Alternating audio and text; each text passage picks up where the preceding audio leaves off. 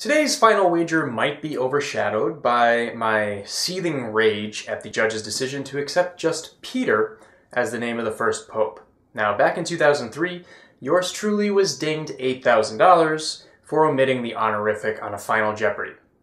Luckily, it was the first game of a two-game match, and I was able to have enough to have the lead going into the second day. Still a little angry, though. All right, Julia, locking it up on the final clue of Double Jeopardy. Nice work. James and Grace are going to be dueling for second. First, let's see how much Julia can wager. This is pretty easy. James, if he doubles up, will have 20,000. So Julia can wager up to 800. Now we look at these two, James and Grace. If Grace doubles up, she will have 18,800. So James will need to wager 8,800 to cover her.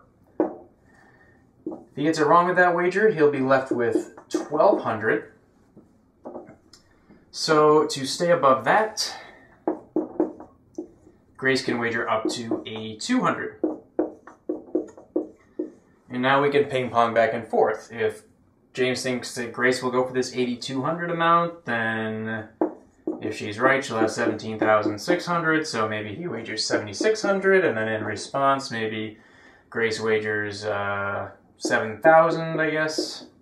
And then you just keep going back and forth. Really, Grace has the advantage here. She should wager at least 1,201.